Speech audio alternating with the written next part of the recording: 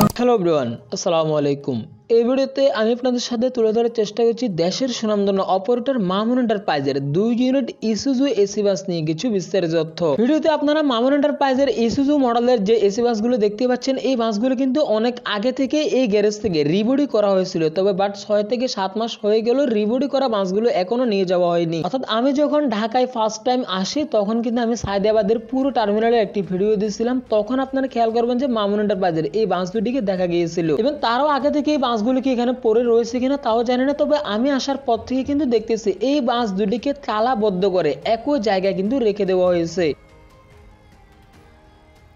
এবার আমি এখানে যেটা খেয়াল করলাম, বাসের ডকুমেন্টস বলেন কিংবা বাসগুলোতে কিন্তু বাংলাদেশের ডিজিটাল নাম্বার প্লেটও রয়েছে, তা সত্ত্বেও বাসগুলো রানিং অবস্থায় না থেকে এখানে অচল অবস্থায় ফেলে রাখা হয়েছে। এছাড়াও আমি যদি আপনাদেরকে বাসগুলোর কথা বলি তাহলে দেখা যাচ্ছে বাসের ইঞ্জিন, টায়ার, বাসের সমস্ত কিছু একেবারে বলতে গেলে ঠিকঠাকই রয়েছে, শুধুমাত্র বাসগুলো দিয়ে সার্ভিস দেওয়াটা বাকি রয়েছে। তবে এমন ভালো বাস কেন এখানে ফেলে রাখা হয়েছে আমার বুঝে আসে না। ইনফ্যাক্ট যদিও এখানে আমি গ্যারেজের লোকদেরকেও জিজ্ঞেস করেছিলাম যে কি জন্য বাসগুলোকে এখানে এতদিন অবস্থায় রেখে দেওয়া হয়েছে, তবে তারা কিন্তু আমাকে কোনো কথাই বললো না, কিংবা বাসের ভিড়তেও আমাকে তারা ভিডিও করতে দিচ্ছিল না, বলছিল সমস্যা রয়েছে এখানে। তবে যদিও সেটা তাদের ব্যক্তিগত ব্যাপার, তারা যদি আমাকে না বলে তাহলে তো আমি আপনাদেরকে বানিয়ে কিছু বলতে পারবো না। কি কারণে এখানে রাখা হয়েছে সেটা হয়তো মালিক পক্ষ কিংবা গ্যারেজে যারা রয়েছে তারা একমাত্র জানতে পারবে। তবে একটা জিনিস সবসময় খারাপ লাগে যে দেশের এমন লাক্সারিয়াস বাসগুলো যখন দেখা যায় বিভিন্ন জটিলতা কিংবা সমস্যার কারণে রাস্তায় পড়ে থাকে, তখন আর কি বাস লাভার কিংবা সাধারণ যাত্রীদের একটু হলো আফসোস হয়ে থাকে। কারণ একটা কথা সবসময় মাথায় রাখবেন, রাস্তার বাস কিন্তু সবসময় রাস্তাতে সুন্দর মানাবে, সেটা আপনার বাড়িতে কিংবা অফিস আদালতে যদি সাজিয়ে রাখেন তাহলে সেটা কখনোই মানানসই হবে না। সেটা বাসগুলো যে জায়গায় এখানে রাখা হয়েছে এই গ্যারেজ থেকে কিন্তু বাসগুলোকে রিবডি করা হয়েছে ইসুজু মডেলের সিরিজের উপরে সম্পূর্ণ রিবডি করে বাসগুলোকে কিন্তু নতুন একটি পেইন্টের মাধ্যমে ফুটিয়ে তোলা হয়েছে।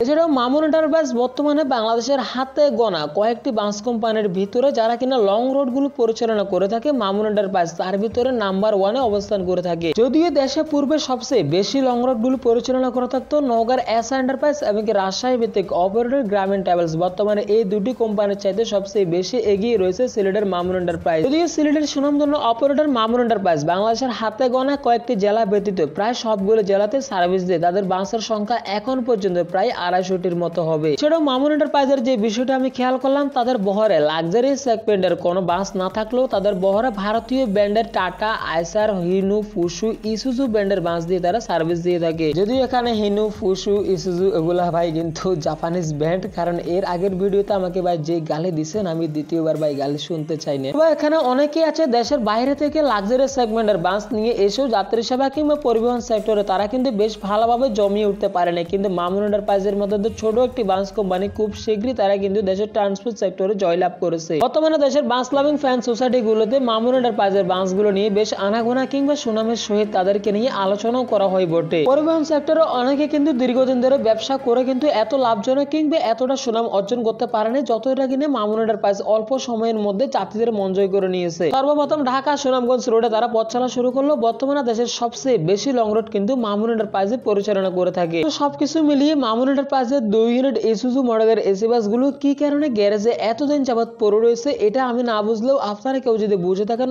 অবশ্যই কমেন্টের মাধ্যমে শেয়ার করতে পারেন। যেটা আপনি যদি মামুন এন্টারপ্রাইজে কখনো ভ্রমণ করে থাকেন তাহলে ভ্রমণের সেই অভিজ্ঞতা শেয়ার করতে পারেন আমাদের ভিউয়ার্সদের মাধ্যমে। দেশের ট্রান্সপোর্ট রিলেটিভ যে কোনো তথ্য জানতে অবশ্যই আমাদের আরএস বাস লাভার চ্যানেলটি সাবস্ক্রাইব করে পাশে থাকবেন। যারা অলরেডি সাবস্ক্রাইব করে রেখেছেন তাদেরকে জানাই অসংখ্য অসংখ্য ধন্যবাদ আমাদের এই ছোট্ট পরিবারে অ্যাক্টিভ থাকার জন্য। দেখা হবে নেক্সটে অন্য কোনো ভিডিওতে। আল্লাহ হাফেজ।